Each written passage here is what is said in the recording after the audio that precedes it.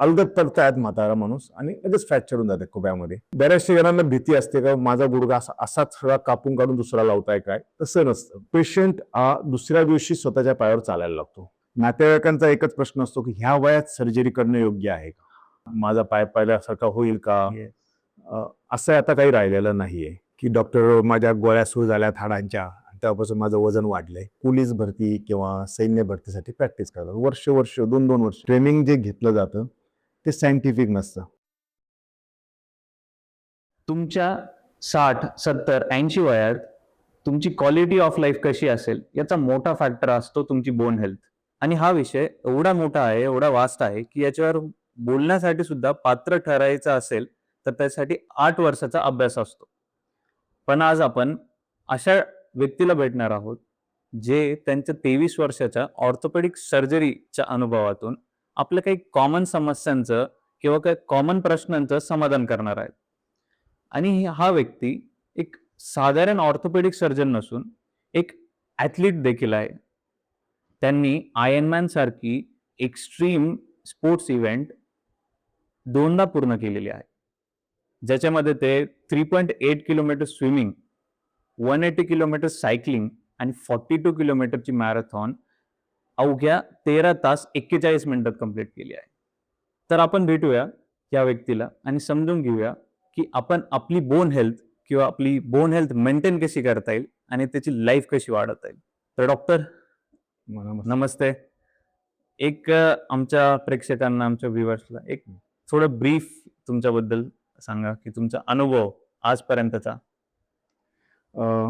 मी 2003 पासून orthopaedic surgeon म्हणून काम करतो संगमनेरमध्ये. सुरुवातीला कामाच्या व्यापामुळे मला कधी व्यायाम वगैरे असं काही जमायचं नाही.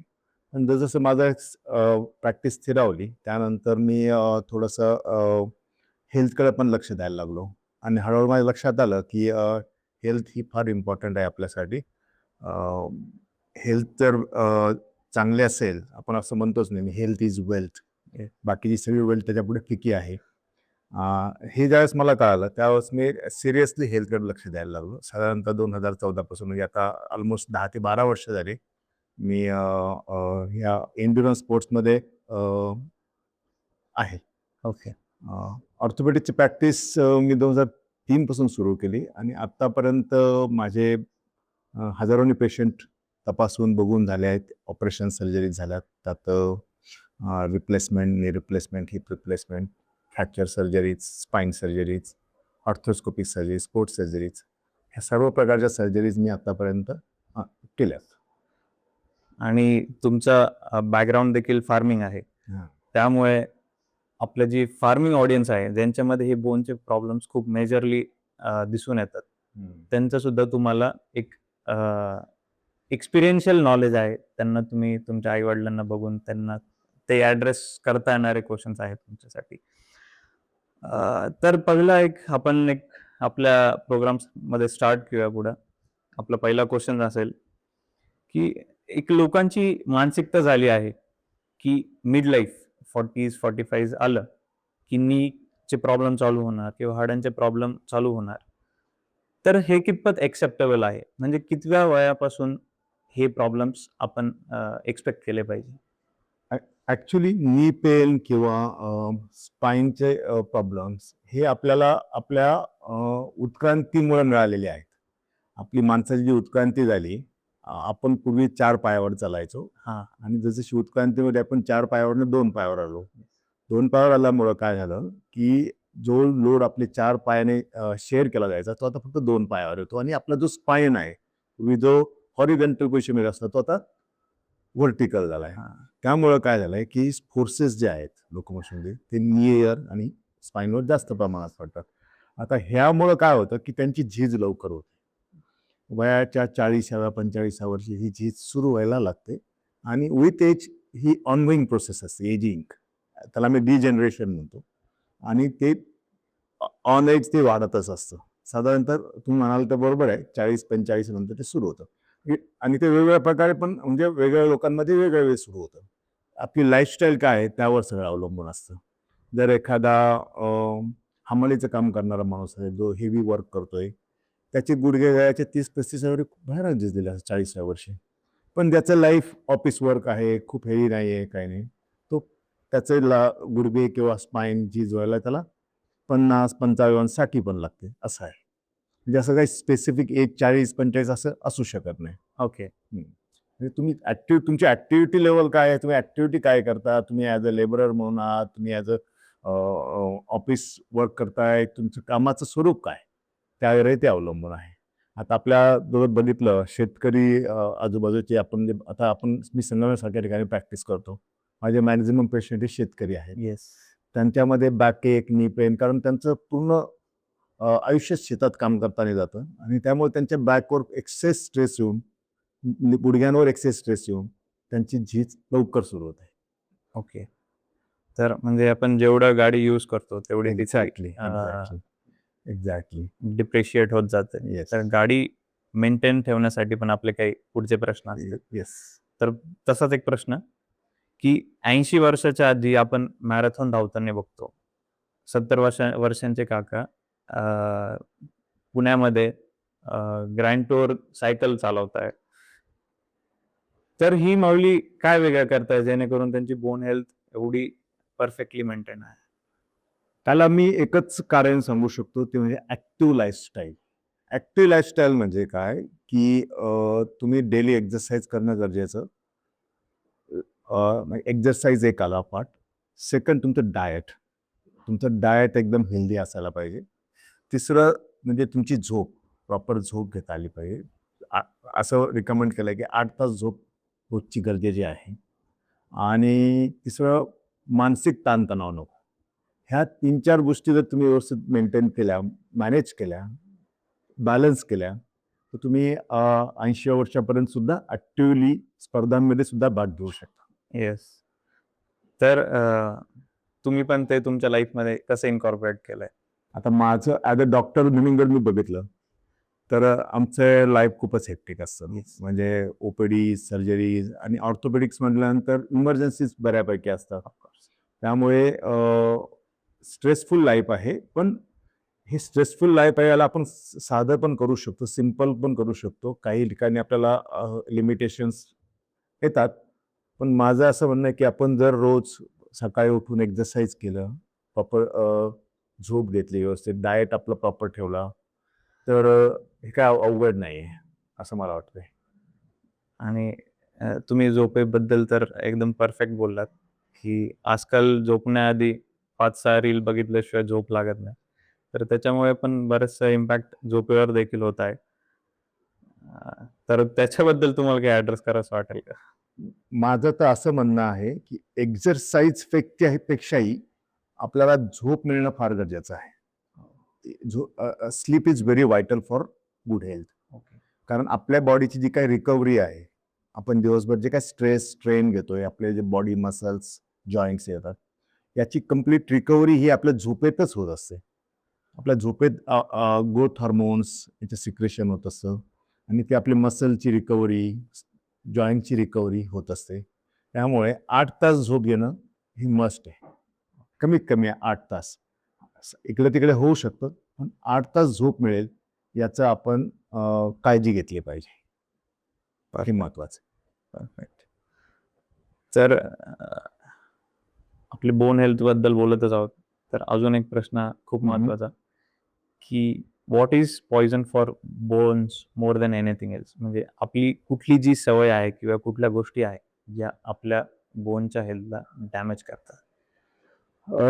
बोनची हेल्थ जी आहे ती एक तर आपलं डाएट, एक्सरसाइज ह्या 2 गोष्टीवर एकदमच अवलंबून आहे. एक्सरसाइजने काय होतं की ज्या काही वेट बेरिंग एक्सरसाइज जसं वॉक करणं, रनिंग करणं, वेट्स उचलणं, ह्या गोष्टींना आपल्या ब्रेनला स्टिम्युलस मिळत असतं ग्रो होण्यासाठी. आणि जर आपण एक्सरसाइज नाही केली, जसं आपण बघतो लोक ऑफिसपर्यंत जाणं, घरी येणं, बाकी कुठलाही फिजिकल ऍक्टिव्हिटी नाही, काही नाही, त्यांचे बोन्स फार लवकर ठिसूळ व्हायला लागतात. त्याचबरोबर डाएट चांगलं असतं. डाएटमध्ये स्पेसिफिकली प्रोटीन्स असणं गरजेचं आहे. बॅलन्स डाएट आपण जे म्हणतो, यामध्ये proteins, carbohydrates, fats, minerals, vitamins हे सर्व गोष्टी असणं गरजेचं आहे. आणि जर तुमची बोन हेल्थ चांगली नाही आहे तर तुम्ही ह्या सगळ्या गोष्टी अ, पाळत नाहीत किंवा तुम्ही हे सगळं टाळताय. त्यामुळे मी असं म्हणेन इनॅक्टिव्ह राहणं किंवा कोच पोटॅटो म्हणून राहणं हा हा हा तुमचा सगळ्यात मोठा दुश्मन असेल. हो परफेक्ट. म्हणजे inactive life is the Active life. Poison. Inactive life is a poison.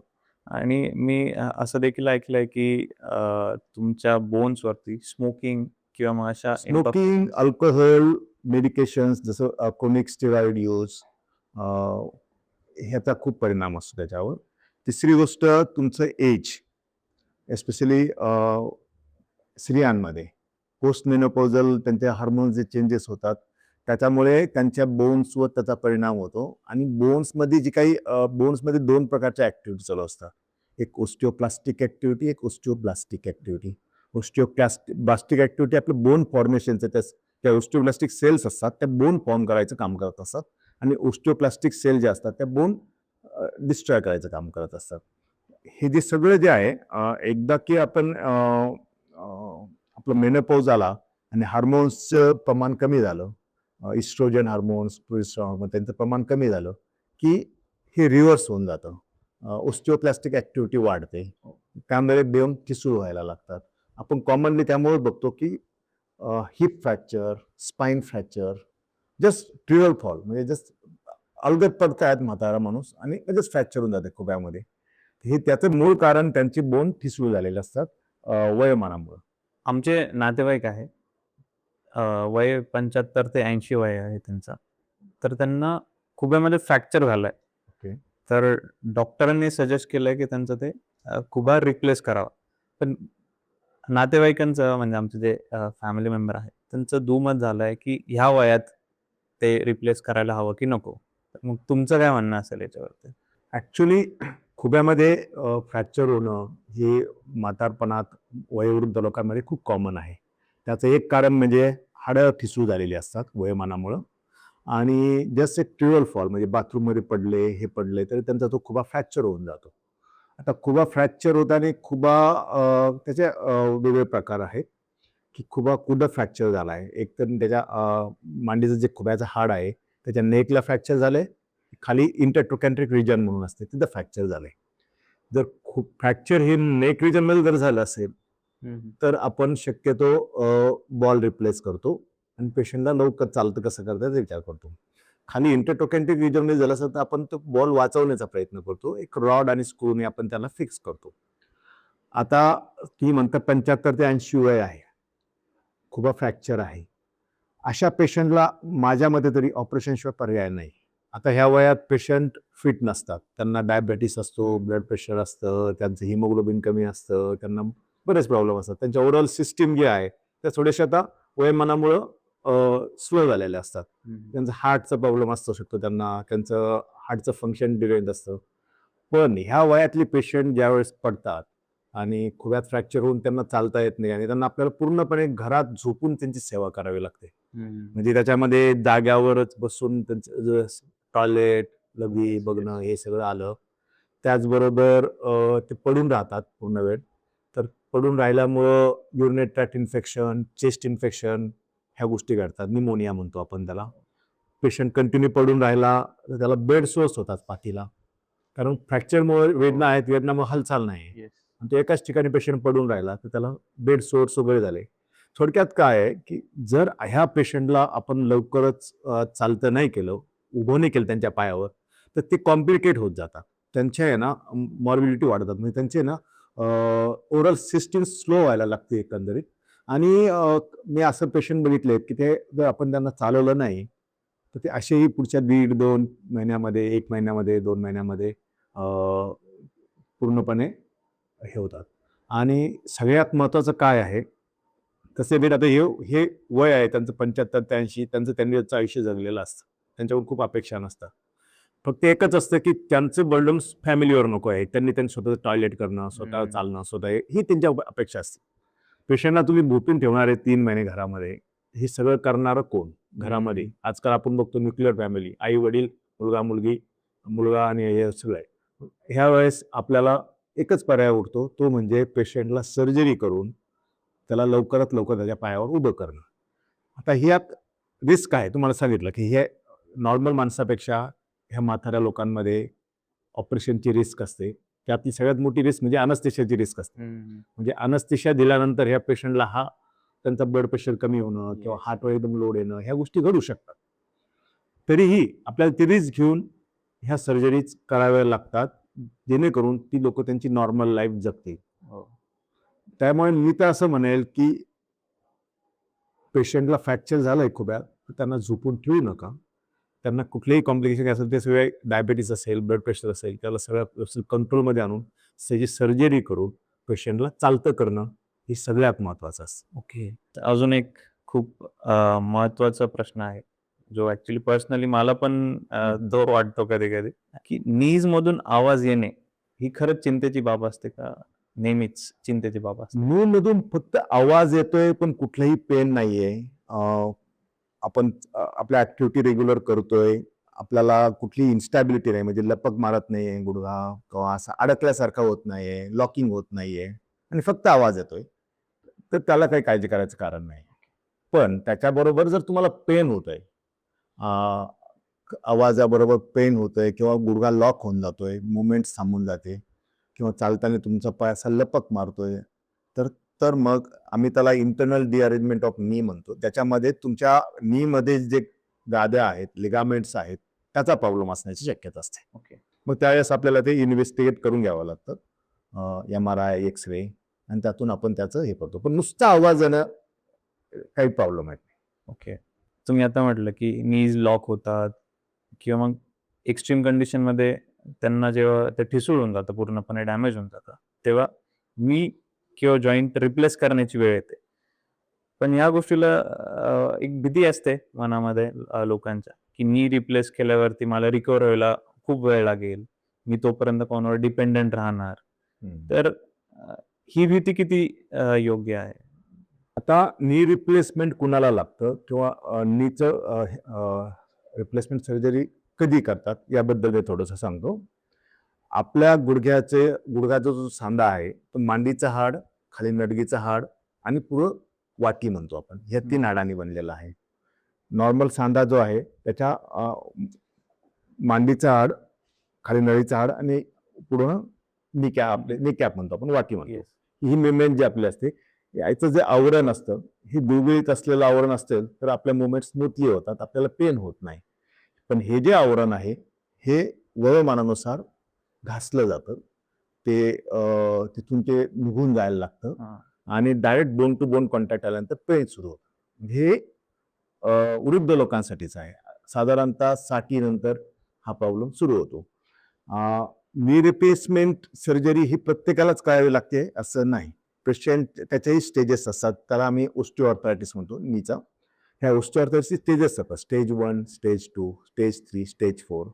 Stage 1, stage 2 मध्ये आम्ही मोस्टली मेडिकेशन्स, ऍक्टिव्हिटी मॉडिफिकेशन, ज्याच्यामध्ये खाली जमिनीवर बसायचं नाही, स्क्वॉट करायचं नाही, कमोडचा वापर करायचा, शक्यतो जिन्याची चढउतार करायची नाही, एक्झरसाइज करायची, ज्याच्यामध्ये मसलची एक्झरसाइज करायची, बोनची स्ट्रेंथ वाढवण्यासाठी, जॉईंटची स्ट्रेंथ वाढवण्यासाठी एक्झरसाइज करायचं. ह्या गोष्टींनीच बरेचसे पेशंट स्टेबल होतात. आपण त्यांची झीज थांबवू शकत नाही, पण ते स्टेबल होतात. काही दिवसासाठी तरी त्यांची प्रॉब्लेम सॉल्व्ह होतो. पण जसं वेळ वाढतं, एजिंग ही ऑनगोईंग प्रोसेस आहे. It is a one way process. आपण परत तरुण कधीच होऊ शकत नाही. आपल्याकडे कुठं काही असे काही मेडिकेशन नाही किंवा असे काही इंजेक्शन्स नाही की जे आपण सोडल्याने आपण परत आपले गुडघे पहिल्यासारखे झाले, असं काही होत नाही. ही ऑनगोईंग प्रोसेस आहे. पण जसं स्टेज 1, स्टेज 2 मध्ये आपण त्यांना मेडिकेशन्स, एक्झरसाइजनं मॅनेज करू शकतो. स्टेज 3 मध्ये गेल्यानंतर पेशंटला आपण इंट्राआर्टिक्युलर इंजेक्शन्स, ज्याच्यामध्ये आम्ही स्टेरॉइड्स किंवा विस्को सप्लिमेंट असे इंजेक्शन, डिपेंड्स पेशंट कुठल्या ह्याच्यामध्ये आहे त्यानुसार ते ठरवतो. त्यानेही बऱ्याचशा पेशंटला फायदा होऊन जातो. त्याबरोबरच जर पेशंटचा फक्त आता गुडघ्याच्या सांध्याच्या 2 बाजू असतात, एक आतली बाजू आणि बाहेरची बाजू. काही अलाइनमेंट प्रॉब्लेममुळं, म्हणजे काहींना बोनी असतात, गुडघे असे बाहेरच्या बाजूने वाकलेले असतात. असा बोनी असेल तर त्याचा एकच बाजू फक्त घासली जाते, एक बाजू चांगली असते. अशा वेळेस त्याला आपल्याला हाय टिबियल ओस्टोटॉमी म्हणजे बोनची अलाइनमेंट जो लिम्बची अलाइनमेंट करणं. ती एकदा का अलाइनमेंट केली आपण की त्याचं गुडघ्याचं लाईफ 10 ते 15 वर्षांनी वाढून जातं. हां, पण ते पेशंट आपण तो ओळखला पाहिजे, याला याची गरज आहे. आणि त्याचबरोबर दुसरा एक ऑप्शन आहे त्याच्यात युनिनी, म्हणजे फक्त त्या बाजूचाच अर्धाच सांधा बदलणे, अर्धा तसाच नॅचरल आहे तसाच ठेवणे, हा एक पर्याय आहे. ज्या वेळेस पूर्णच सांधा घासलेला असतो तिन्ही कंपार्टमेंट गुडघ्याची, त्यावेळेस मात्र आपल्याला टोटल नी रिप्लेसमेंटचा मार्ग असतो. टोटल नी रिप्लेसमेंट सर्जरी ही शक्यतो आम्ही वयाच्या 60 नंतर ऍडवाइस करतो, कारण त्याचं एक लाईफ आहे. नी रिप्लेसमेंट केली की त्याचं एक 15-20 वर्ष लाईफ आहे. पेशंटची लाईफ एक्सपेक्टन्सी ध्यानात ठेवून आपण त्याला ते सर्जरी ऍडवाइस करतो. बऱ्याचशा जणांना भीती असते का माझा गुडघा असाच सगळा कापून काढून दुसरा लावताय काय, तसं नसतं. नी रिप्लेसमेंट सर्जरी म्हणजे काय आहे, इट इज अ रिसर्फेसिंग, म्हणजे मांडीचं हाड, खाली नळीचं हाड आणि याच्यावरचं जे आवरण घासून गेलेलं आहे, ह्या सर्जरीमध्ये आपण फक्त ती आवरण बदलतो आणि त्या दोन्ही आवरणाच्या मध्ये पॉलिइथिलीन जसे एक गादी किंवा एक स्ट्रेचर असतं ते टाकतो. त्याच्यामुळे पूर्ण हाडं बदलत नाहीत, फक्त आपण सरफेसेस बदलतो. दुसरी गोष्ट अशी की ही सर्जरी आता एवढी ॲडव्हान्स आहे आणि त्यात एवढे चांगले टेक्निक्स आहेत. रोबोटिक नी रिप्लेसमेंट सर्जरी पण आता पूर्णपणे बऱ्याच ठिकाणी सुरू झालेली आहे. पेशंट दुसऱ्या दिवशी स्वतःच्या पायावर चालायला लागतो, म्हणजे त्याला झोपून राहण्याची गरज नाही. एकदा का तो अनस्थेशियातनं पेनमधनं बाहेर आला की तो दुसऱ्या दिवशी सेकंड डेला त्याला आपण मोबिलाइज करतो. थर्ड डे, फोर्थ डेला, फिफ्थ डेला पेशंट स्टेअर्स चढायला उतरायला लागतो. तो सेल्फ म्हणजे स्वतःची काळजी स्वतः घेऊ शकतो. त्यामुळं पूर्वी जसं की सर्जरी झाल्यानंतर मला महिना झोपून राहावं लागतं का आणि माझा पाय पहिल्यासारखा होईल का, असं आता काही राहिलेलं नाहीये. आता ही सगळ्यात म्हणजे बऱ्यापैकी सक्सेसफुल सर्जरी आहे आणि पेशंट पूर्णपणे पेन फ्री होतं. त्यांचे परत ते ऍक्टिव्ह लाईफ जगायला लागतात, हे सगळ्यात महत्वाचं. हे खूप महत्वाचा गैरसमज तुम्ही ऍड्रेस केला लोकांमधला. हां, बऱ्याचदा आता पेशंटला प्रॉब्लेम तर आहे, त्याची झीज झालेली आहे, त्याचं वय अराउंड 60-70 असतं. नातेवाईकांचा एकच प्रश्न असतो की ह्या वयात सर्जरी करणं योग्य आहे का? पण माझं तर असं म्हणणं आहे की जर हा प्रॉब्लेमच जर ह्याच वयात सुरू होणार आहे, ही सर्जरी ह्या वयातल्याच रुग्णांसाठी आहे आणि तेव्हा आपली असं हे नाहीच का वय हा त्याला क्रायटेरिया नाहीच आहे. आपण यंग पेशंटची सर्जरी करतच नाही नी रिप्लेसमेंट. नी रिप्लेसमेंट ही म्हाताऱ्यांसाठीच आहे. त्यामुळे ही म्हाताऱ्यांसाठी आहे का हे विचारणं चुकीचं होऊन जातं. परफेक्ट. एक नॉर्मल लाईफ आपण एक्सपेक्ट करू शकतो म्हणजे त्या वयाच्या लोकांसाठी. मी तर बरेचसे असे माझे पेशंट बघितले की नी रिप्लेसमेंटच्या अगोदर ते पोन बाहेर म्हणजे काय त्याला त्यांच्यातला सगळा ऍक्टिव्हनेस गेलेला आहे. कुठं बाहेर जायचं नाही, कुणात मिसळायचं नाही, एकदा बसलं की तिथून उठायचं पण नाही, कारण पेन भयानक असायचं आणि त्यामुळे कुठं समाजात जाणं नाही, लग्न कार्यात जाणं नाही, कार्यक्रमात जाणं नाही आणि त्यामुळे त्यांचं मानसिक स्वास्थ्य पण हे झालेलं असतं. पण ज्यावेळेस नी रिप्लेसमेंट झाल्यानंतर ज्यावेळेस त्यांना कळतं आपण आता पेन फ्री झालोय, आपण चालू शकतो, ते परत ऍक्टिव्ह लाईफ जगायला लागतं, असं होतं. आणि माझं तर असं म्हणणं आहे की पेन जर असेल तर खूप डिले पण करू नये सर्जरी. 60 हा आम्ही क्रायटेरिया ठरवला आहे. 60ला आपण ते करू शकतो, इव्हन 70 मध्ये 75 मध्येही सर्जरी करू शकतो. पण जर खूपच पेन असेल तर आपण 60 मध्ये ते केलेलं कधीही चांगलं. आपलं जे काही ऍक्टिव्ह लाईफ जगायचे जे वय आहे ते आपल्या वेदनेनं थांबायला नको. येस. एक्झॅक्टली. म्हणूनच मी सुरुवात करतानाच म्हटलं होतं की 60s, 70s, 80s व्यवस्थित जगायचं असेल तर बोन हेल्थ खूप मॅटर करते. त्यातल्या त्यात आपल्या मानसिक हेल्थसाठी मोबिलिटी खूप इम्पॉर्टंट आहे. आणि आता दुसरा म्हाताऱ्या लोकांच्या नीच्या बाबतीत असा आहे की पूर्वी आपले एकत्र कुटुंब असायचं, त्यामुळे जरी नी पेननी माणूस बसला तर त्याला हाताची माणसं असायची घरात. एकत्र कुटुंबामध्ये 10-10, 15-15, 20. आता सगळे न्यूक्लिअर फॅमिलीज आहे. त्याही पेक्षा आता फक्त म्हातारीच घरात असतात. मुलं शिक्षणासाठी म्हणा किंवा नोकरीसाठी म्हणा शहरात असतात. त्यामुळे त्यांना त्यांच्या स्वतःच्या पायावर उभं राहणं खूपच गरजेचं असतं. एक्झॅक्टली. तर आता आपण वृद्ध लोकांबद्दल तर बोललोच, पण ही समस्या पासून यंग लोक सुद्धा वंचित नाही.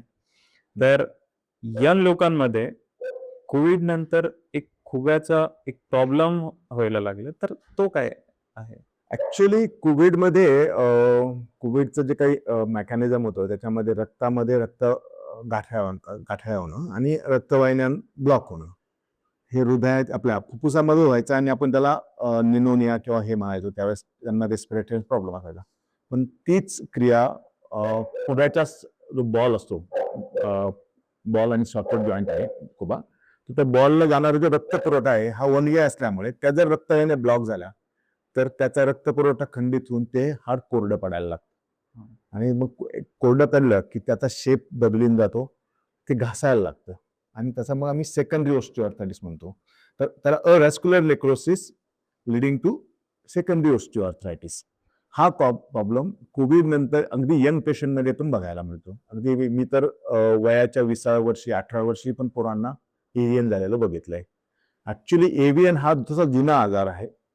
पूर्वी तो अल्कोहोलिक्स, स्टिरॉइड डिपेंडंट लोक यांच्यामध्ये असायचा आणि इडिओपॅथी म्हणजे त्याचं काहीच कारण नाही असे पण पेशंट सापडायचे.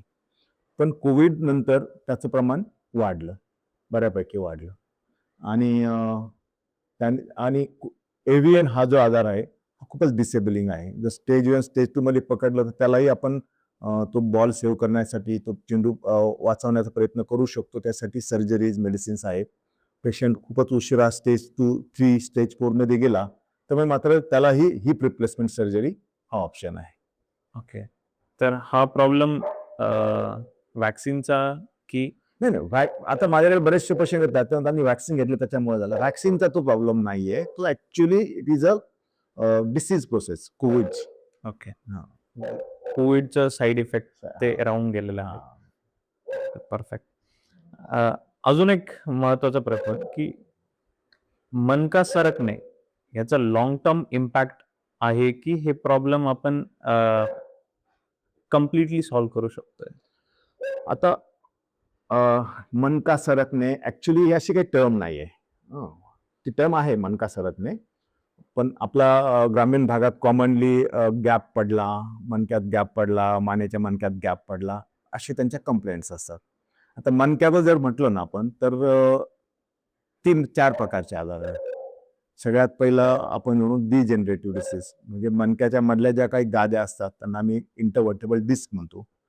ती डिस्क एजनुसार झिजते, कामानुसार हेवी ऍक्टिव्हिटीमुळे तिची इलॅस्टिसिटी ती गमावते. इलॅस्टिसिटी गमावल्यामुळं त्याचा स्ट्रेस बोनवर येतो, बोनची ग्रोथ होते, त्याला आम्ही ओस्टिओफाइट्स म्हणतो. ज्यावेळेस अशी ती इलॅस्टिसिटी गमावल्यानंतर ती जी डिस्क आहे ती पसरते आणि ती नर्वला, बाहेर पडणाऱ्या शिरेला दाब द्यायला लागते आणि पायात मुंग्या सुरू होतात. त्याला कॉमनली लोक सायाटिका पण म्हणतात.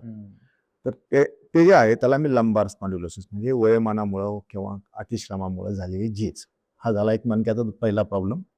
दुसरं तुम्ही जे म्हणाले मनका सरकणे, मनका सरकतो ज्याच्यामध्ये त्याला आम्ही स्पॉन्डिलोलिस्थेसिस म्हणतो. म्हणजे बऱ्याचदा जन्मतः वरचा मणका आणि खालचा मणका जे एकमेकात अडकून असायला पाहिजे तो डिफेक्ट असतो, त्यांना जन्मतः डिफेक्ट असतो. त्यामुळे विथ एज हळूहळू पुढे घसरत जातो. त्याला स्पॉन्डिलोलिस्थेसिस म्हणतो. त्या लिस्थेसिसमुळं परत तेच नर्व्हस स्ट्रेस होतं आणि खाली पायात मुंग्या, ठणक, वेदना सुरू होतात. तिसरा प्रॉब्लेम असतो डिस्क सरकणे, त्याला डिस्क कोलॅप्स पण म्हणतो, स्लीप डिस्क पण म्हणतो.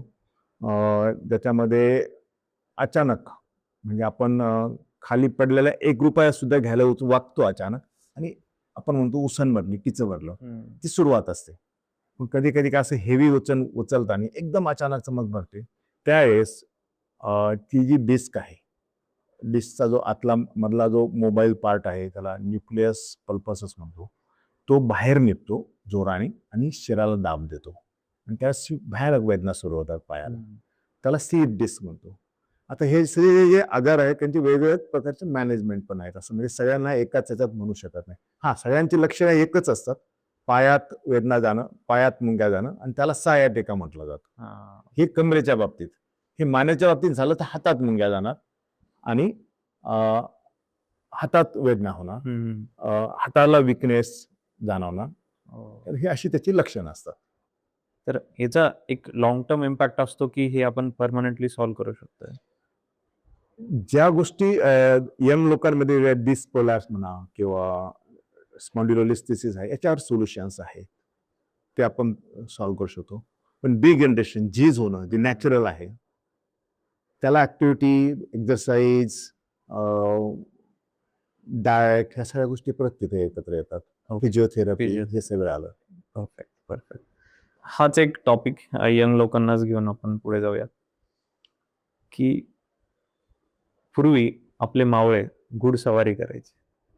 म्हणजे त्याच्यात त्यांचा बॉडीवरती तेवढं ते घोड्याच्या मुवमेंटनुसार त्यांची बॉडी पण तेवढे व्हायब्रेशन्स किंवा तेवढे झटके सहन करत होते, तरी देखील ते लढायचे. पण आजकाल बाईक चालवून सुद्धा लोकांमध्ये किंवा युवकांमध्ये ते मणक्याचं प्रॉब्लेम व्हायला लागला, ते पेन होत आहे. तर तो काय प्रॉब्लेम आहे एक्झॅक्टली? त्याचं कारण मी असं सांगू शकेल की एकतर वेट.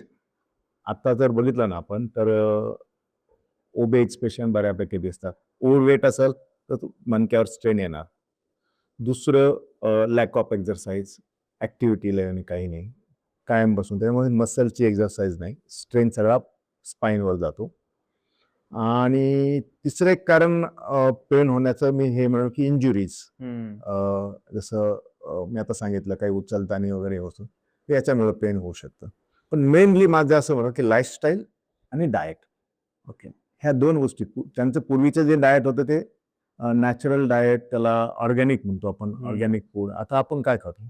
येस. तर त्याच्यानुसारही ते सगळं बदललेलं आहे असं मला वाटतं. त्यांचं डाएट न्यूट्रिएंट रिच होतं. न्यूट्रिएंट रिच होतं. आता आपण सगळं पॅक फूड खातोय, त्यात प्रिझर्वेटिव्ह आहेत. जे काही आपण आपल्या डाएटमध्ये आता आपण काही पण प्रोटीन्स म्हणून काही घ्यायला गेलो, जसं की चिकन म्हणा, तुम्ही एग्ज म्हणा, की आता बॉयलर्स आले, ते कसं बनवतात, कसे त्यांना हे ग्रो केलं जातं, हे आता आपणही बघतोय. त्यामुळं थोडक्यात ते कॉन्टॅमिनेट झालेलं आहे. असं एकदमच असं नॅचरल नाहीये, ऑर्गॅनिक नाहीये. म्हणजे आपण पोट भरतोय पण बॉडीची न्यूट्रिएंट हंगर ती तशीच राहते, सॅटिस्फाय नाही होते. त्यामुळे हे प्रॉब्लेम्स युवांमध्ये जास्त आहे. परफेक्ट. अजून असाच एक प्रश्न, की भरती करणाऱ्या युवांमध्ये एक हील पेन असतोय, नी पेन होतोय, तर यांच्या फिजिकल ट्रेनिंग मध्ये काही प्रॉब्लेम आहे की काय, कशामुळे होत आहे? आता मी संगमनेरमध्ये प्रॅक्टिस करतो.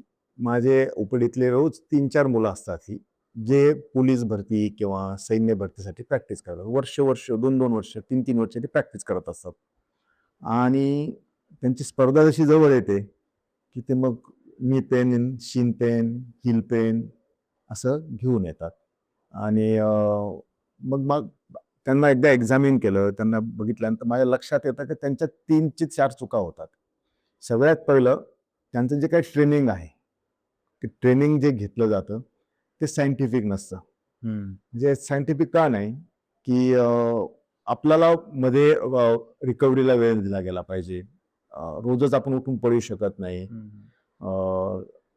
त्याची जी इंटेन्सिटी आहे ट्रेनिंगची ती पण वेगवेगळी असायला हवी. म्हणजे रोजच उठून आपण एकाच वेगाने नाही पळू शकत. तर आपल्या कधी लॉंग रन, स्लो रन किंवा इंटरव्हल रन, अशा गोष्टी काही ते जे काही सायंटिफिक आहे ते त्यांनी ऍड केले नसतं. ते एकदमच असं उठायचं आणि पळायला लागायचं. एस्पेशली आता रनिंग करता येतात शूज, त्यांचे रनिंगचे शूज हेच प्रॉपर रनिंगचे शूज नसतात. बरेचसे मुलं त्यांनी बेअरफूट पळताना बघतो. ते म्हणतात आम्हाला ते जड वाटतात बूट, असं आहे तसं आहे. पण ते ऍक्च्युली शूज हे आपला गुडघ्यावर, टाचेवर, खुब्यावर होणारा जो इम्पॅक्ट आहे पळतानाचा, तो इम्पॅक्ट कमी करण्यासाठी असतात. आणि त्याने आपलं नीचं, हिपचं लाईफ वाढतं, स्पाईनचं लाईफ वाढतं. पण ह्या 2-3 चुका त्यांच्याकडनं होत आहेत आणि त्यामुळेच बरेचशी मुलं ती घेऊन येतात. तिसरं, ओव्हर स्ट्रेन. म्हणजे जशी जशी त्यांचं ते भरतीची तारीख जवळ येईल ना, ही मुलं सकाळी पण संध्याकाळी पण 2-2 वेळा एक्सरसाइज करायला सुरुवात करतात. बॉडी काही स्ट्रेस सेव्ह नाही करू शकत. मग त्यामुळे स्ट्रेस फ्रॅक्चर्स होतात. स्ट्रेस फ्रॅक्चर कुठं? हिल बोनला स्ट्रेस फ्रॅक्चर, टिबियाला स्ट्रेस फ्रॅक्चर, खाली ट्युबुलाला स्ट्रेस फ्रॅक्चर. आणि मग हे स्ट्रेस फ्रॅक्चर जर झालं तर मग त्यांचं कम्प्लीट तो सीझन ते काहीच करू शकत नाही. कारण हिलिंगला कमीत कमी 3 महिने, रिकव्हरीला पुढे आणखी 3 महिने, अशी 6 महिन्याची ना पूर्ण सुट्टी घ्यावी लागते. तर त्यांच्यासाठी हा एक हे आहे की त्यांनी प्रॉपर ट्रेनिंग घ्यावं, प्रॉपर डाएट आणि प्रॉपर शूज. ह्या 3 गोष्टी त्यांच्यासाठी फार महत्वाच्या. थोडक्यात या युवकांनी लक्षात घेतलं पाहिजे की life is a marathon not a sprint. हा त्यांच्या पेसने त्यांनी त्या गोष्टी किंवा ती प्रॅक्टिस केली पाहिजे. परफेक्ट. तर एक्सरसाइज बद्दल बोलतच आहोत.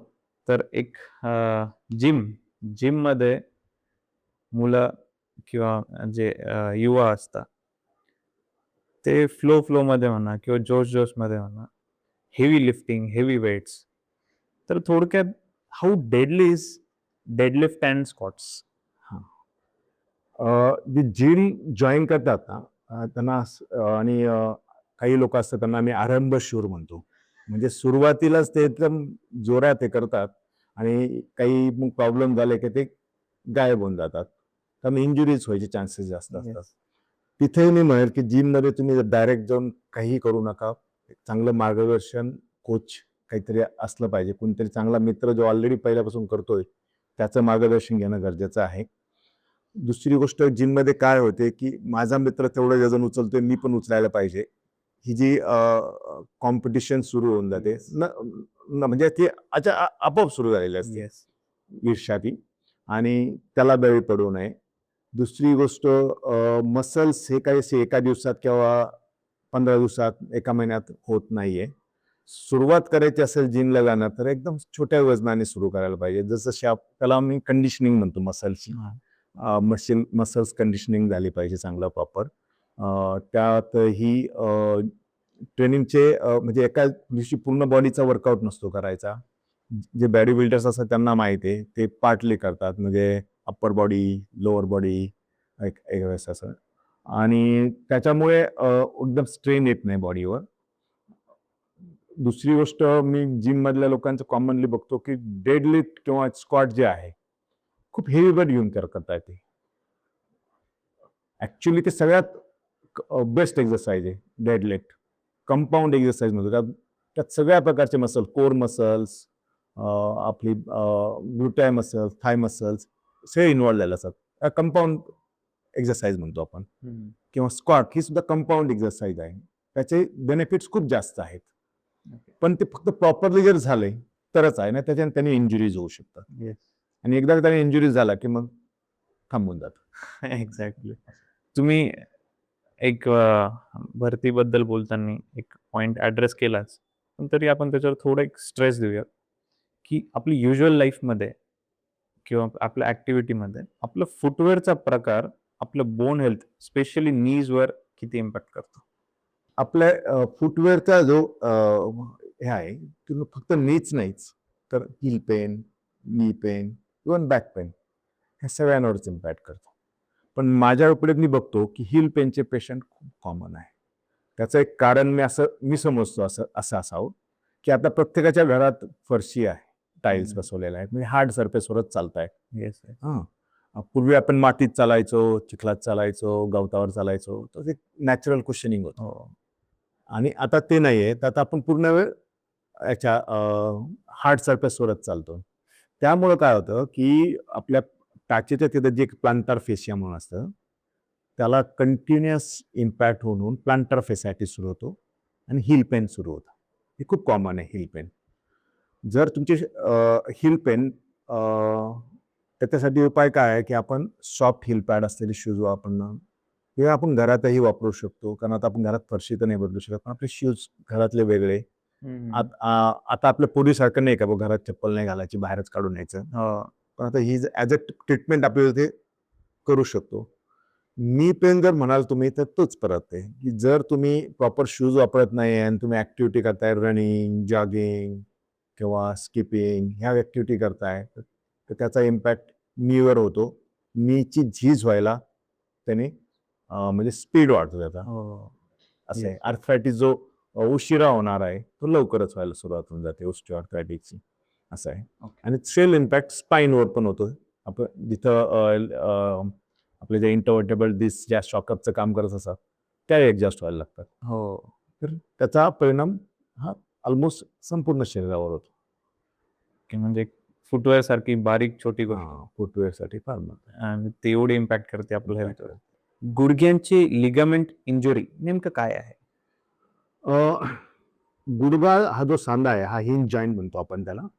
हा खुब्यासारखा स्टेबल सांधा नाही. खुब्यामध्ये कसं असतं की बॉल सॉकेटमध्ये फिक्स असतो, तेव्हा स्टेबल असतो तो सांधा. नी जॉईंट कसा आहे, वरून मांडीचं हाड, खाली नळीचं हाड, आणि ती दोन्ही हाड एकमेकावर टेकलेली आहेत. त्याच्यामुळे काय आहे, तो इनहेरंटली अनस्टेबल जॉईंट आहे, म्हणजे कुठेही इकडे तिकडे जाऊ शकतो. पण तसं होऊ नये म्हणून त्याला स्टॅबिलिटी वाढावी म्हणून त्याला चारही बाजूनी लिगामेंट असतात. Anterior ligament, posterior ligament, medial, lateral ligament. ह्या 4 लिगामेंट जे आहेत ते वरच्या आणि खालच्या हाडाला धरून ठेवतात. त्या सांध्याला स्टॅबिलिटी देतात. म्हणजे आपण उडी जरी मारली तरी आपलं हाड इकडे तिकडे जाणार नाही. आपण पावलं लागलो तरी आपलं हाड इकडे जाणार नाही. हे केव्हा, ज्यावेळेस आपल्या ह्या सगळ्या चारही लिगामेंट इंटॅक्ट आणि स्ट्रॉंग असतील तर. जनरली काय होतं की गुडघा हा खूप कॉमनली इंजर होणारा जॉईंट आहे. त्याची मुवमेंट्स रिस्ट्रिक्टेड असल्यामुळे, एस्पेशली कॉन्टॅक्ट स्पोर्ट्समध्ये, फुटबॉल, हॉकी, क्रिकेट ह्या खेळामध्ये पाय ट्विस्ट झाला आणि लिगामेंट तुटून जाते. लिगामेंट 4 लिगामेंट असतात तुम्हाला सांगितलं. बरं, एकाच वेळेस चारही तुटत नाही. चारही तुटायची कारणं वेगळी असतात. खूप हाय इम्पॅक्ट ऍक्सिडेंट झाला तरच ते शक्य आहे. पण मोस्टली 1 किंवा 2 लिगामेंट तुटतात. अँटेरियर, पोस्टेरियर किंवा अँटेरियर मीडियल असं त्याचं कॉम्बिनेशन असतं. आणि एकदा का लिगामेंट तुटली की आपल्याला असं गिळगे सेन्सेशन, म्हणजे असं पाय लपक मारल्यासारखं, असं चालतं तर असं फिरल्यासारखा वाटतो. आणि एकदा का तो असं फिरला की लगेच सूज येते पायाला. म्हणजे आपण चालू शकतो, हिंडू शकतो, फिरू शकतो, पण आपण पळू शकत नाही, उडी मारू शकत नाही, धावू शकत नाही, कारण नीला इन्स्टॅबिलिटी आलेली असते.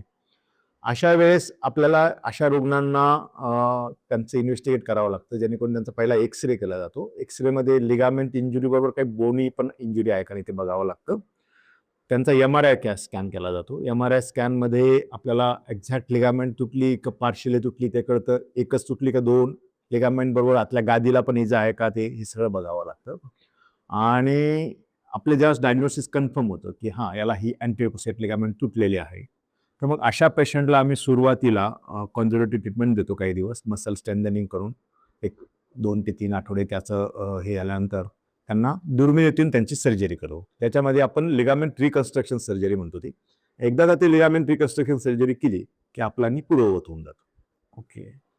आणि असं हे अँटेरियर क्रुसेट लिगामेंट रिपेअर करू शकतो, पोस्टेरियर क्रुसेट करू शकतो, मीडियल करू शकतो, लॅटरल करू शकतो. असं काही नाही. ही जी इंजुरी आहे ही पूर्णपणे रिकव्हर होते की याचे लॉंग टर्म? ही जी आहे ना, आपण रिकन्स्ट्रक्ट करतोय, आपण नियर नॉर्मल नी पर्यंत जाऊ शकतो. 100% नॉर्मल नाही होत, पण नियर नॉर्मल 99% पर्यंत जाऊ शकतो. ओके. आणि तेवढं सुद्धा खूप इनफ आहे नॉर्मल लाईफ जगण्यासाठी. अदरवाईज आपण जर केलीच नाही सर्जरी, मी बरेचसे पेशंट बघतो 3 वर्षापूर्वी, 4 वर्षापूर्वी इंजुरी झालेली आहे, ते तशीच अंगावरच काढत असतात. काय एकदा लपकतो, परत थोडे दिवसात. पण त्याच्यामुळं काय होतं की जी मायक्रो मुवमेंट होत असते ना, त्याच्यामुळे गुडघा घासला जातो. म्हणजे जी ऑस्टिओआर्थरायटिसची प्रोसेस वयाच्या 60व्या वर्षी सुरू व्हायला पाहिजे, ती त्याच्या वयाच्या 35व्या वर्षी सुरू झाली असते, 30व्या वर्षी सुरू झालेली असते. त्यामुळे त्याच्याकडं दुर्लक्ष करायला नको. त्याची प्रॉपर ट्रीटमेंट घेणं खूप गरजेचं आहे. ओके. तर असाच एक सर की फ्रोझन शोल्डर काय प्रकार आहे? ते होऊ नये म्हणून काय करायला पाहिजे किंवा मग झाल्यावर काय करायला पाहिजे? फ्रोझन शोल्डर याला आम्ही ॲडेजिव्ह कॅप्सुलायटिस म्हणतो. ज्याच्यामध्ये आपल्या खांद्याच्या जे काही मसल्स आहेत, रोटेटर कफ्स, कॅप्सूल जे आहे खांद्याचं कॅप्सूल, ज्याच्यामध्ये आपलं वंगण असतं जॉईंटचं, ते आकुंचन पावतं, इन्फ्लेम होतं. त्याच्यामुळे ते आकुंचन पावतं, स्टिफ होतं. आणि पेशंटला हात हलवायला, वर हात घ्यायला, मागे हात घ्यायला, फिरवायला, स्पेशली लोक येतात का मला शर्ट घालता येत नाही, मला कपडे घालता येत नाही, असे त्यांचे कंप्लेंट्स असतात. त्यांना कुठल्याही प्रकारचा मार लागलेला नसतो, काही नसतो. हे ग्रॅज्युअली सुरू झालेलं असतं. कधी सुरू झालेलं माहीत नाही. पण मग अचानक त्यांच्या दिवस लक्षात येतं की आपण काहीतरी वर उचलायला घ्यायला जातो आणि वेदना होता. हे काय झालं आपल्याला? तर ते ॲक्च्युली ते फ्रोझन शोल्डर असतं किंवा त्या ॲडेजिव्ह कॅप्सुलायटिस म्हणतो आपण. आणि असं त्याचं काही स्पेसिफिक कारण नाही आहे. पण आम्ही असं बघतो की ज्यांना डायबिटीस आहे, डायबिटीसच्या रुग्णांमध्ये हे खूप कॉमनली सापडतं. म्हणजे बऱ्याचदा माझ्या उपरीत मी बघितलं की फ्रोझन शोल्डरचा पेशंट आला तर मी त्याला विचारतो, तुम्हाला डायबिटीस आहे का? तर 50% लोकांना हो. तुम्हाला कसं कळलं? तर बेसिकली याचं कारण डायबिटीस आहे, पण म्हणजे काय रिलेशन आहे ते नाही सांगता येत. फ्रोझन शोल्डर जर सुरू झालं तर सुरुवातीला याच्यावर असं ट्रीटमेंट म्हणजे कसं एक सर्जिकल वगैरे काही नसतं. आपल्याला फिजिओथेरपी घ्यायची असते. फिजिओथेरपीमध्ये पूर्ण range of movement exercises, IFT वगैरे, म्हणजे थोडक्यात फिजिओथेरपी हा त्याच्यावर उपाय आहे. त्याचबरोबर मेडिकेशन, अनाल्जेसिक्स हे त्याच्यावर उपाय आहे. एखादा खूपच रेजिस्टंट असेल तर आम्ही त्यांना इंट्राआर्टिक्युलर स्टेरॉइडचं इंजेक्शन देतो. आणि एखादा पेशंट खूपच फ्रोजन झालेला हे घालतात घेऊन आला, तर आम्हाला कधी-कधी त्याला आर्थ्रोस्कोपिकली रिलीज पण करावं सर्जरी करून. हं. पण फ्रोझन शोल्डर फार कॉमन आहे आणि मोस्ट ऑफ द पेशंट म्हणजे 99% पेशंट हे कॉन्झर्व्हेटिव्ह ट्रीटमेंटनीच बरे होऊन जातात. ओके. परफेक्ट. आणि अजून असंच एक आपलं घराची फरची तर आहेच, पण घरांमध्ये आता एअर कंडिशनिंग देखील वाढत चाललंय. तर लोकांमध्ये एक समज आहे किंवा गैरसमजही असू शकतो, की एअर कंडिशनिंगमुळे हाडे ठिसूळ होतात किंवा हाडांना प्रॉब्लेम्स चालू होतात. ते गैरसमजच आहे. कारण आता पेशंट येतात, "डॉक्टर फॅनच्या हवेमुळे होतंय का? एसीमुळे आमचे हाडं दुखायला लागले का?" तसं नाहीये. त्याचा आणि ह्या आजाराचा किंवा दुखण्याचा काही संबंध नसतो. मोस्ट ऑफ द टाईम त्यांचं व्हिटॅमिन डी डेफिशियन्सी असते, व्हिटॅमिन B12 डेफिशियन्सी असते, त्यामुळे मसल पेन असतात. बाकी त्यांना काही नसतं. फक्त बॉडी एक, जनरलाइज्ड बॉडी एक असतं. आणि काही लोकांना इनॅक्टिव्हिटी म्हणजे कोर मसल्स डेव्हलप नाहीयेत, एक्सरसाइज नाहीये. हे त्याचे मूळ कारण असतं. पण त्यांना असं वाटतं की हे फॅनमुळे होतंय ओके. असं किंवा एसीमुळे होतंय. मग हे एसी त्यांना ते त्रासाची जाणीव करून देते, म्हणजे थंडीमुळे ते अँप्लिफाय होतं पेन की काय? ॲक्चुअली तसं बघितलं तर जॉइंट पेन जे आहे ते थंडीमध्ये सगळ्यांचेच ज्यांना आर्थरायटिस किंवा वाताचा प्रकार आहे, त्यांना थंडीमध्ये तो वाढतच. कुठल्याही प्रकारचा वात नाहीये शरीरामध्ये आणि बॉडी एक होतंय, त्याला हे कारण नाही होऊ शकत. तर ते ॲक्चुअली तुमच्या थंड वातावरणात ते तुमचा प्रॉब्लेम ॲक्चुअली हायलाइट होत आहे. हां, हां. हायलाइट होत आहेत आणि आयडियली एक चांगली स्लीप, चांगली झोप येण्यासाठी रूमचं टेम्परेचर हे कमीच असायला हवं. ओके. तर डॉक्टर असंच एक गैरसमज अजून एक आहे, की गोळ्यांनी माझं वजन वाढतंय, गोळ्या मला सहन होत नाही, असं हां. काही समज असते. तर ते कितपत उचित आहे? ओपीडीमध्ये मी कॉमनली ऐकतो स्पेशल बायकांकडनं, की डॉक्टर माझ्या गोळ्या सुरू झाल्यात हाडांच्या आणि तेव्हापासून माझं वजन वाढलंय. तर तसा काही संबंध नाहीये. आपण हे कॅल्शियमच्या गोळ्या वगैरे त्यांना बराचसा गैरसमज आहे, की कॅल्शियमच्या गोळ्या खाल्ल्याने वजन वाढतं. पण ॲक्चुअली कॅल्शियमच्या गोळ्यांनी ते वजन नसतं वाढत. आपण जे काही डाएट घेतोय बऱ्याचदा काय सांगितलं जातं, की जेवण केल्यावर गोळ्या घ्या. की जेवण प्रॉपरली घेतलं जातं ॲसिडिटी होऊ नये म्हणून मग जेवण जास्त घेतलं जातंय आणि त्याबरोबर गोळ्या पण घेतल्या जात आहेत. ॲक्चुअली गोळ्यांमध्ये कुठल्याही कॅलरीज नसतात किंवा काय नसतं. त्याच्यामुळे गोळ्यांनी वजन वाढते हे चुकीचं आहे. आपण जो आहार घेतो, त्या आहारामुळेच वजन वाढतंय. फक्त आपण तो दोष गोळ्यांना देतोय, असं होतंय. ओके. तुम्ही बोललात, की गोळ्यांसोबत जो आहार आहे, तो मेजर फॅक्टर आहे. तर आपण आहारावर एक थोडं स्ट्रेस देऊयात आणि बोलूयात, की एक्झॅक्टली एक गुड बोन हेल्थ किंवा मग ओव्हरऑल हेल्थ चांगली असावी यासाठी काय आहार घेतला पाहिजे? हाय प्रोटीन आहार आहे, पण मग व्हेजवाल्यांनी काय करायला पाहिजे? अ, आपल्या हेल्थमध्ये आहाराचं खूप महत्त्व आहे. आपलं डाएट हे बॅलन्स असायला हवं. त्याचबरोबर त्याचं कॅलरीज पण आपण बघितल्या पाहिजे, किती पोटात जातात कॅलरीज. आपण जर एक्सेस कॅलरीज पोटात घालत असू, तर आपण ओव्हरवेट होणार. आपल्या कॅलरीज कमी असेल, तर आपण अंडरवेट होणार. आणि अंडरवेटचं कारण तर फार कमी म्हणजे फार असे मिळतच नाहीत. ओव्हरवेटचेच लोकं आहेत. आता ओबेसिटीचाच सगळा प्रॉब्लेम आहे. आणि बऱ्याचशा लोकांचं म्हणणं आहे, की आम्ही काही खात नाही तरी आमचं वजन वाढतं. हे चुकीचं आहे. ॲक्चुअली तुम्ही कॅलरीज काउंट केल्या पाहिजे. कॅलरीज काउंट केल्या पाहिजे. त्यानंतर तुम्ही तुमचे मॅक्रोज म्हणतो आम्ही. मॅक्रोज आणि मायक्रोज डाएटमधले. मॅक्रोजमध्ये तुमचे प्रोटीन्स, फॅट्स, कार्बोहायड्रेट्स आणि मायक्रोजमध्ये तुमचे मिनरल्स, व्हिटॅमिन्स ह्या गोष्टी असतात. मायक्रोज एवढं कॅल्क्युलेट नाही करत, पण हे जे मॅक्रोजमध्ये आहे, जे प्रोटीन्स, फॅट आणि कार्ब्स आहे, याच्यावर जास्त लक्ष द्यायचं असतं. आणि ह्या प्रत्येकाची कॅलरिफिक व्हॅल्यू वेगळी आहे. म्हणजे 1 ग्रॅम प्रोटीनची 4 किलो कॅलरी, 1 ग्रॅम फॅटची 9 किलो कॅलरी, 1 ग्रॅम कार्बची 4 किंवा 5 किलो कॅलरी असं त्याचं हे असतं. तुम्हाला जर वजन कमी करायचं असेल, तर तुम्ही अगोदर तुमची किती कॅलरी रिक्वायरमेंट आहे ते काढलं पाहिजे. त्यासाठी तुम्ही एका प्रॉपर डायटिशियनचा सल्ला घेतला पाहिजे. तुमची कॅलरीची रिक्वायरमेंट किती आहे डेली, त्यातल्या तुम्ही किती डिफिसिट करू शकता, किती कमी करू शकता. वेट लॉस हा ग्रॅज्युअली करायचा असतो, एकदम करायचा नसतो. आणि वेट लॉस करताना तुम्ही हे जे मॅक्रोज आहेत स्पेशली प्रोटीन्स, कार्ब्स, याचं प्रमाण पण मेंटेन ठेवायला पाहिजे. ओके. आणि जर तुमचं डाएट चांगलं असेल, व्यवस्थित असेल, तर तुमची ओव्हरऑल हेल्थही चांगली राहते. म्हणजे फक्त प्रोटीनवर स्ट्रेस देऊन नाही तर नाही. ती कॅलरीज पण आहेत, तुमचं सगळं म्हणजे it should be a balance diet. Balance डाएटला प्रोटीन डाएट नाही म्हणता येणार. आता त्या प्रोटीनचं भयानक हे आहे की प्रोटीनचे सप्लिमेंट्स घ्या, प्रोटीनचे Yes. पावडर घ्या. तुम्ही घेऊ शकता एक चांगला ब्रँडेड कंपनीचा प्रोटीनचं सप्लिमेंट, कारण आपल्या रुटीन आहारामध्ये, इंडियन आहारामध्ये प्रोटीनचं प्रमाण फार कमी आहे आणि आपले बरेचसे लोक हे व्हेजिटेरियन आहे. येस. आणि त्यांच्यामुळे व्हेजिटेरियन असल्यामुळे त्यांच्या प्रोटीनच्या जे काय प्रमाण आहे आहारामध्ये ते एकदम रिस्ट्रिक्टेड असतं. मग त्याच्यासाठी त्यांना सोयाबीन आहे, पनीर आहे, आपण जे कडधान्य खातो त्याच्यात प्रोटीन्स आहे, ब्रोकोली म्हणून एक आहे आता सध्या, ब्रोकोली पण आपण त्याच्यात ऍड करू शकतो. म्हणजे हे प्रोटीनचे जे काही हे आहेत सोर्सेस आहेत ते आपण व्हेजिटेरियन डाएटमध्ये ऍड करू. आणि ह्या लोकांसाठी ते त्यांना जर वाटलं तर ते प्रोटीन सप्लिमेंट पण घेऊ शकतात. तर आपण एक खूप वास्ट हा टॉपिक आहे, आपण सगळंच कव्हर नाही करू शकत.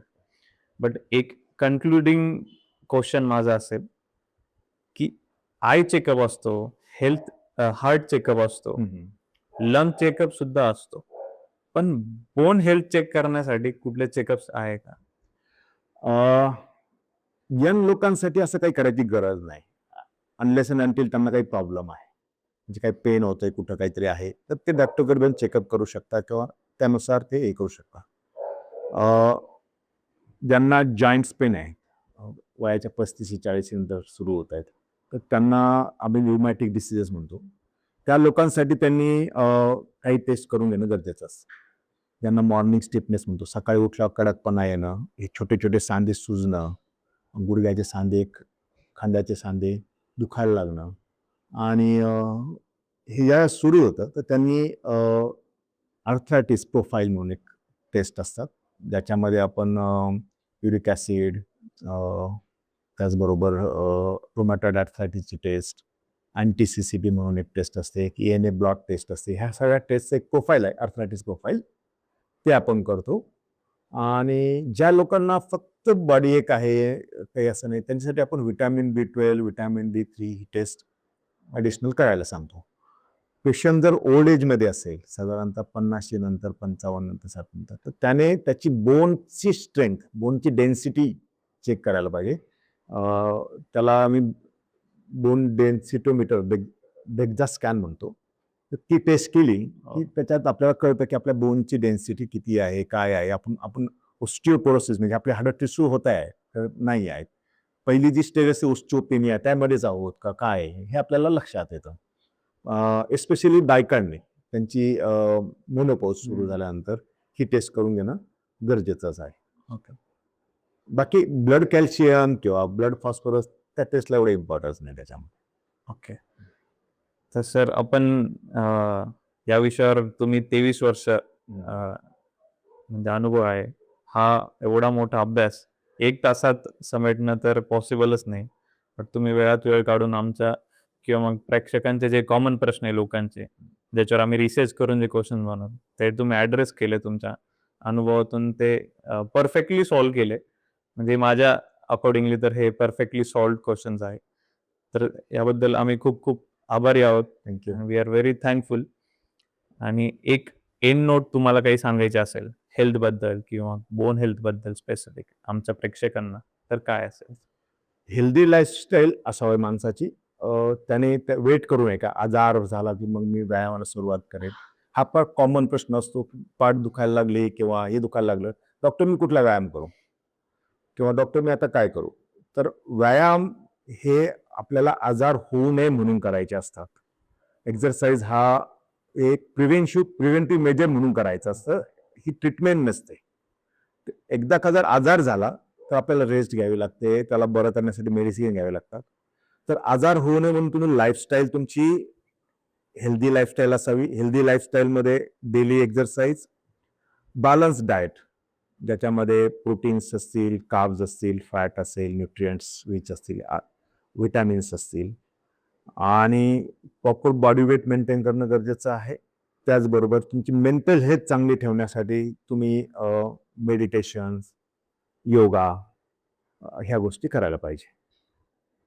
परफेक्ट. तुम्ही एंड नोट ॲक्च्युली सगळ्यांसाठी गरजेचीच आहे.